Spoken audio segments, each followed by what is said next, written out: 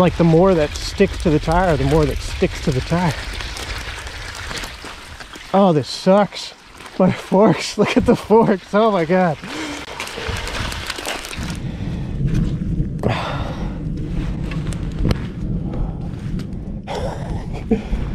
My bike just took a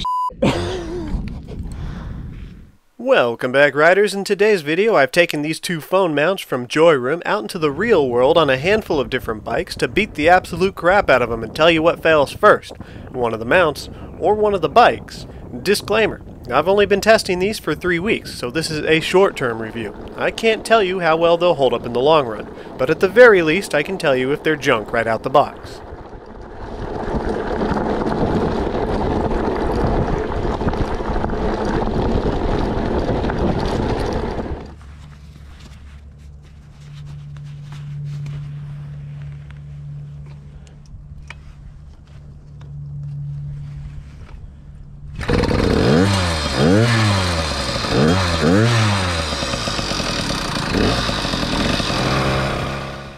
At this point, I don't know how creative you can get with a phone mount. Simple and strong is best in my opinion, but we'll see what they got going on.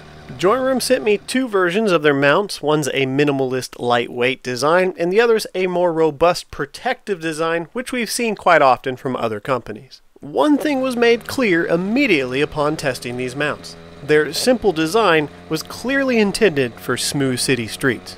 I did find myself using this quite a bit when the camera was off and I was just riding for practical reasons like to go to work, and in those situations I have no issues with this mount. But under rough riding conditions it bounces around so much that the display becomes tricky to read. And I've also been informed that excessive vibration on these phone mounts can damage cameras on phones with optical image stabilization. With that being said, I never once feared my phone or battery backup ejecting from the simple mount, simply because it clamped on a lot better than I expected. Never once in any of my testing did the phone or battery backup migrate inside the mount. The lightweight version comes with 3 rubber shims, and I found it capable of mounting to pretty much every handlebar size I had. However, to help keep weight down for this simple version, it does not use a quick-release clamp like the other one you'll see in the video. This means it's not great for somebody who would be swapping it from bike to bike. For viewing adjustments, both of these mounts use the standard cup and ball adjuster. I actually like these and have no complaints. It's a design you see quite often on a lot of different phone mounts, and I'm assuming it's because it works and is fairly strong. I've never had one of these break yet.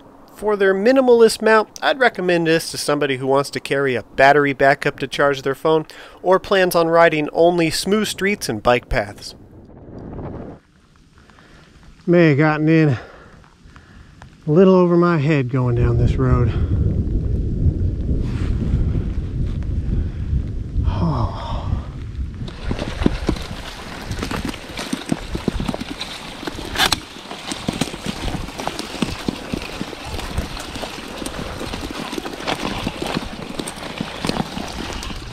Every once in a while, you get keyboard warriors that don't know what they're talking about. They don't ride out in the real world. They're used to their smooth city streets or their well-kept bike trails. And they're always trashing on hub motors. Saying get a mid-drive, you'll love it. This is a mid-drive. And this happens all the time out here. You can ride in the nastiest places with a hub drive. Yeah, it'll get dirty. It'll build up on the tire, it'll build up in here, but it ain't gonna get caught up in your chain and freeze your motor. Yeah. That's what it would look like on your bike chain if you're running a mid-drive through this. Am I hating on mid-drives? No. I'm just saying, unless you know what you're talking about, don't hate on hub drives. They get you through a lot more. Considering it was pretty obvious that the simple design is not meant for my riding conditions, I can't complain too much. It's only 20 bucks and it holds onto the phone great. But I would make one recommendation. Because the latching mechanism on the right side of the mount, which locks the phone in place, is black just like the rest of the mount, I foresee somebody placing their phone into it and forgetting to lock it. And then they hit a bump and their phone flies out. So this could be something as simple as painting the top of the latch red so at a glance it's obvious when the mount is locked. I found both of these mounts to have a considerable level of adjustment, as I've seen on everything else I've tested so far. I don't think you'll have any issue fitting any phone into these mounts except for maybe some oddballs that I'm not aware of. I've got a full-size flagship with a bulky case on it, and it fit into both of these mounts. On the larger mount, it was a bit tricky with the bulky case to center it, but the side cages pretty much did the centering for you. Both mounts use a soft ribbed material, which I assume is silicone, for vibration protection, added friction, and preventing scratches. Your phone doesn't contact any hard plastic surfaces in either of these mounts.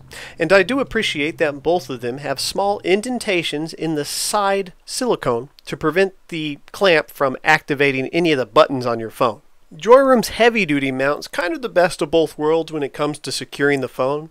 The top and bottom clamps are spring-loaded to stay shut, and you actually have to pull them open, which is good in my opinion in case something fails. They're not going to pop open. But the side wings do pop open with a button underneath for quick release. Honestly, I don't even think these side clamps are necessary, as the top and bottom hold it in quite well, but they're there for the added security anyways. Their heavy-duty version comes in a little more expensive at about $26 or $27 at the time of recording. Although I had no fear of my phone falling out of either of these mounts, their heavy-duty version is the clear winner for my riding conditions, simply because of the quick-release clamp. It provides a lot less wobble to the phone, so it was easier to read the screen under these harsh conditions.